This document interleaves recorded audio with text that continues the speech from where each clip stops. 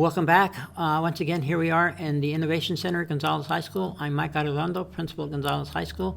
To my left is Mr. Fidencio Cuevas, who is our health careers pathway instructor, and the course of the CTE program is Sports medicine. sports medicine, and the two courses within that. Our introduction to health careers, which is primarily juniors class, and we do have some seniors in there, but primarily for juniors, and then our sports medicine, where we have predominantly seniors in that class. Okay, so tell me about the classes. What do students do and learn in those two courses?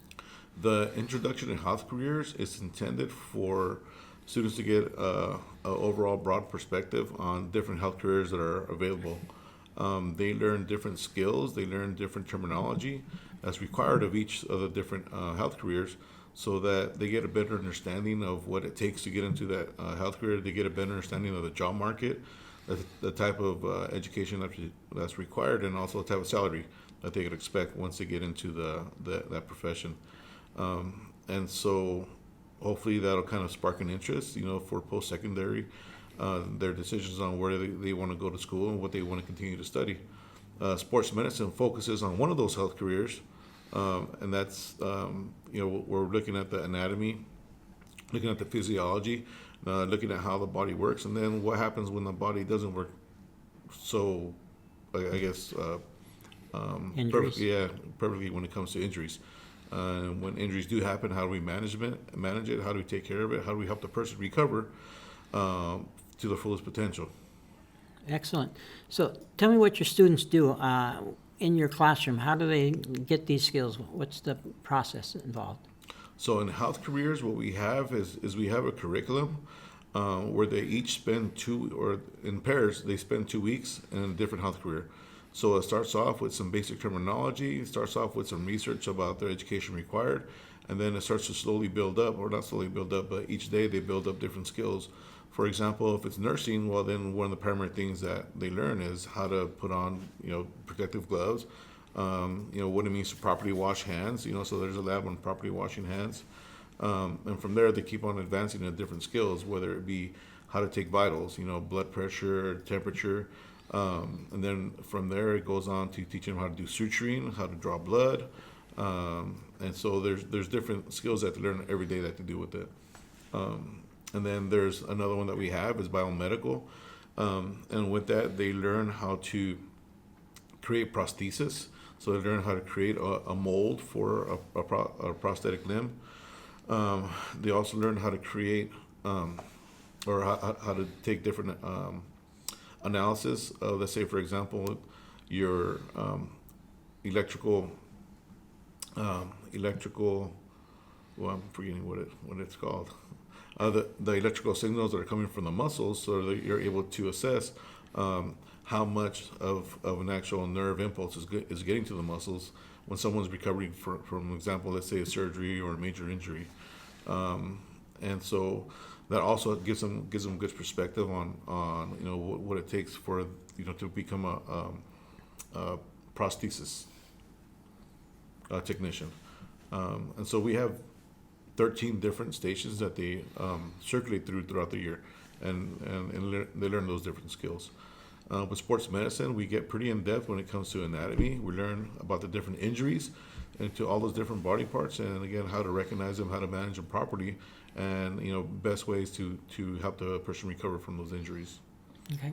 I know your kids get a lot of hands-on experience because we have a lot of sports at the high school level, and your students are at the majority of these home events, providing support for students who may have a minor injury or maybe even a major injury there, and you're right there beside them, guiding them as they deal with these injuries. Tell me a little bit about how that works. So the first part of the year, what we always do every year for both classes is we go over first aid CPR. And that's the foundation of our health profession there, first aid CPR. And part of that is also learning what to do on campus in the event of an emergency, whether it be an injury, a severe injury to someone, or something like a sudden illness, or cardiac arrest. What to do, who to call, and what are the different things that we need to do. Should that happen in our classroom? Should it happen on a field? Should it happen anywhere on campus? So our students are well aware of what to do when something like that, or should something like that happen. So what kind of preventive type things do they do in advance of an athletic contest when the students come in and they need to be bandaged up, taped up? When do students do that?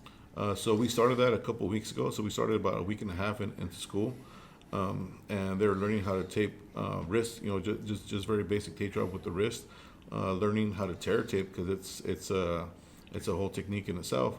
And then also with that, developing the skills to be able to tape an ankle. So we started an assignment with taping an ankle last week, and that should be wrapping up today.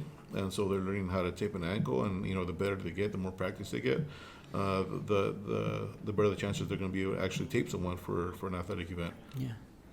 And I'm sure the coaching staff really appreciates having you and your students there for all of our home athletic events, just to help keep our students safe and deal with anything that may happen. And so that's something that the coaching staff has been very helpful. They've been very welcoming to our students, especially with wrestling and some of our track teams and basketball teams as well. They've been very welcoming and open to our students being able to help out their student athletes as well.